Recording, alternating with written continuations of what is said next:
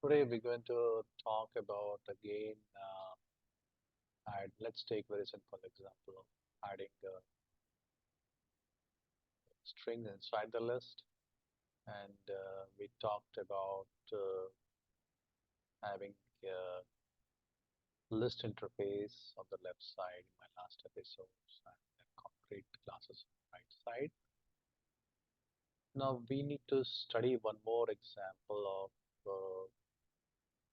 how do you use enhance for loop to do something. So for now, let's not call this one. Let's do one thing. Let's call the enhance for loop and try to print this. So for enhance for loop, you have to have the type first here. So my type is my list, but the type is string. So what you do is just say string for string colon my list.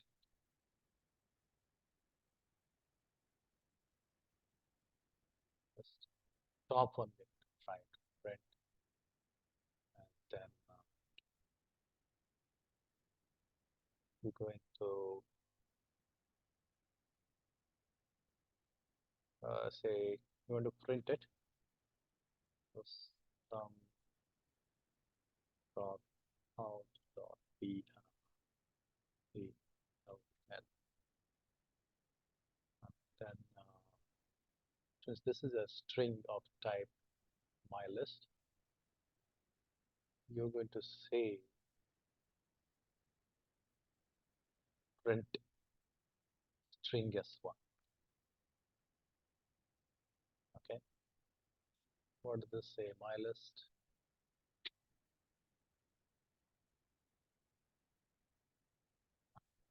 item in the list is from and list is plus s1.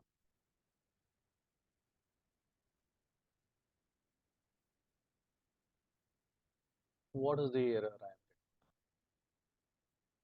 Let's check this. Type mismatch cannot convert from element type object to string. Okay, so let's leave this as object. Okay.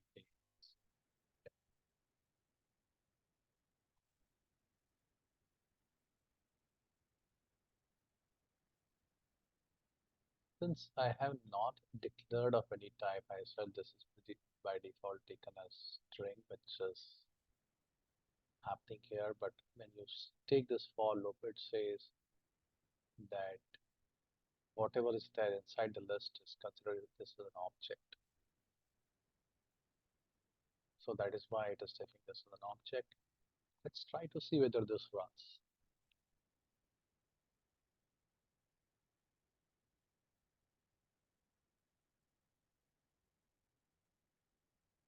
Okay. It is able to print this, right?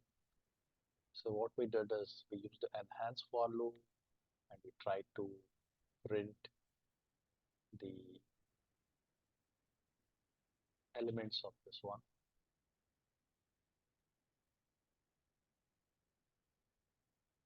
right?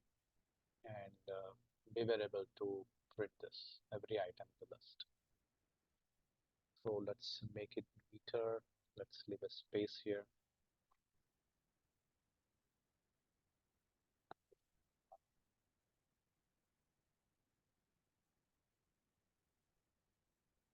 Okay.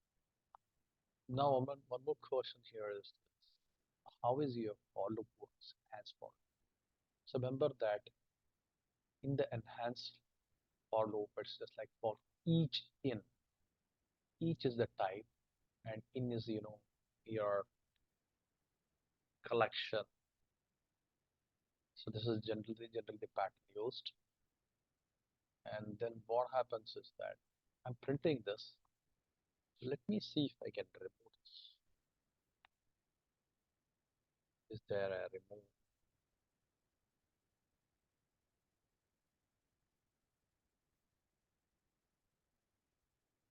There is a remove.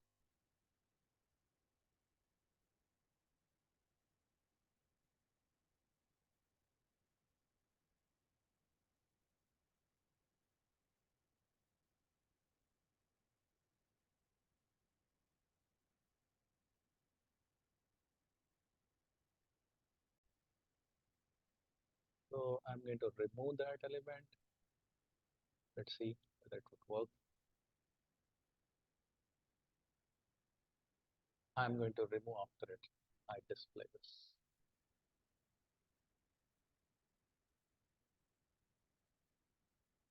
Ah, we got something here. What is this? This is concurrent modification exception. Now the question here is, why did I get this concurrent modification exception?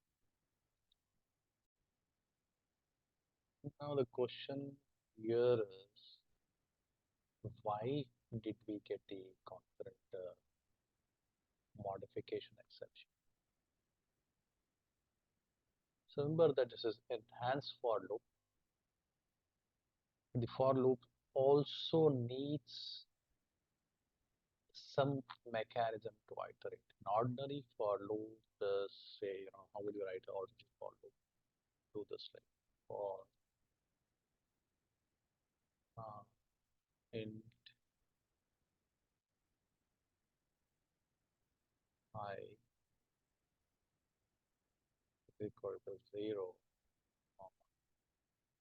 I is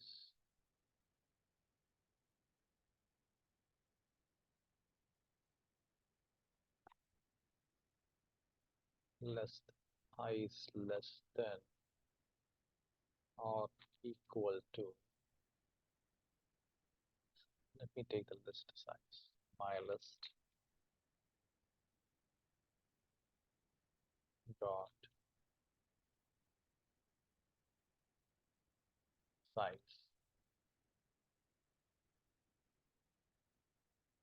I plus plus. So keep on incrementing I. The moment I is greater than, oh, this is a condition, right? I is greater than,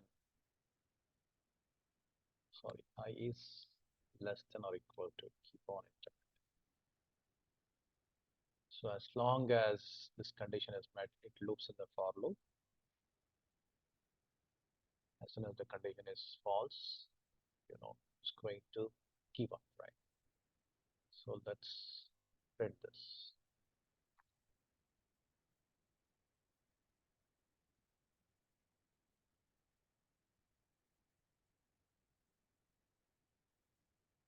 My list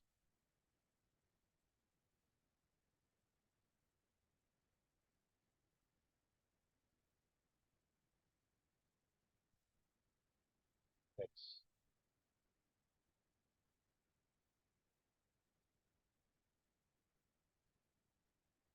get I. Let's see if this works. Don't need to do any correction here. Yeah, we need to insert this and then close this. For the time being, we are not going to do anything here. We'll use ordinary for loop.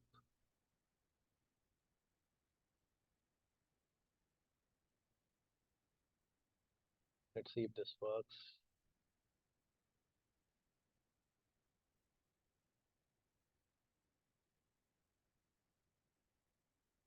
Okay, now we got this as index size is 3, index out of bound exception. The reason being is that when it reaches list size here, it is becoming 3, but for remember that the list, it starts from 0, not. So just we need to say is index list size minus 1 to avoid this, right? Then let's execute this. Okay, I was able to use an ordinary for loop construct, and the for loop constructors that you have to give the initial condition for the for loop to start, and the condition, the next term is a condition for this to remain inside the for loop. So as long as I is inside the for loop, as long as less than the size of the list or equal to size of list minus 1 or less than size of list minus 1, keep on incrementing I. So this is the way the for loop condition occurs, and whatever is inside this for loop, as long as this condition is met, keeps on, you know, executing that or running that command. So I put sys out here, and it keeps on, you know, execute. Now the question here is that in this for loop, how is the iteration controlled? We are doing the iteration with the help of initialization and applying a condition, correct? If we are using a condition and iterating the for loop, that means that we know how the iterator works for us, how the iteration works here. But when you come here,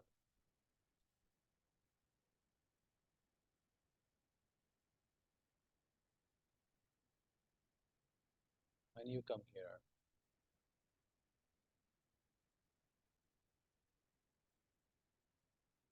we are not giving any such condition, right? Do we?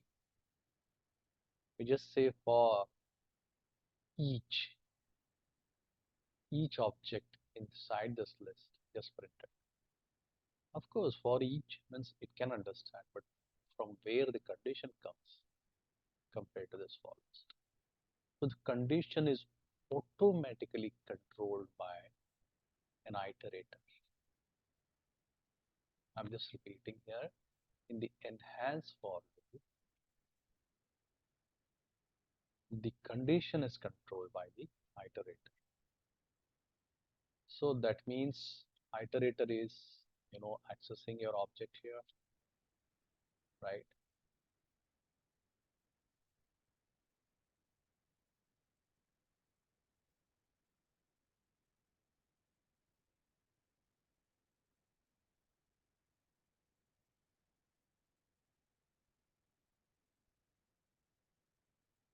Built-in iterator for enhance for loop,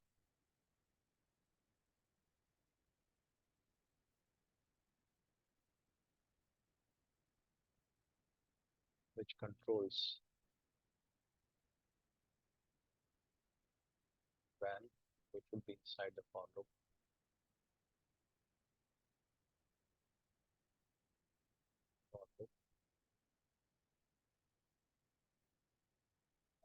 when we should exit the for with for loop.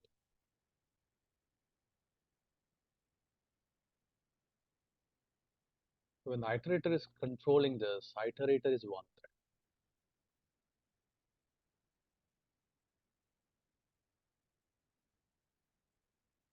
Is one.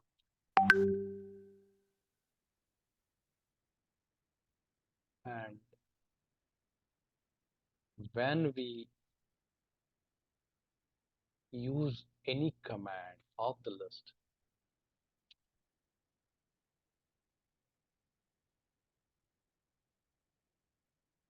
PI of the list,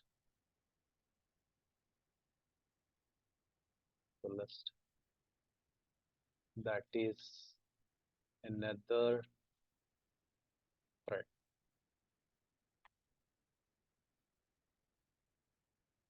So we have two threads here. One is the iterator thread, another one is the API thread. The iterator thread is trying to display this, but the API thread is simultaneously trying to remove this. So what happens when two threads try to access an object at the same time? The collection senses that two threads are accessing. I am not going to allow this concurrent operation. So what happens is, even if I have not declared this exception at the runtime, the exception occurs. So that is why you get this concurrent modification exception. Now, how do we resolve this concurrent modification exception? That we'll see in our next episode. And why does it not occur in a vector? Why it occurs in ordinary list? That also we'll see in our next episode. Thank you. Please subscribe to my channel if you like this.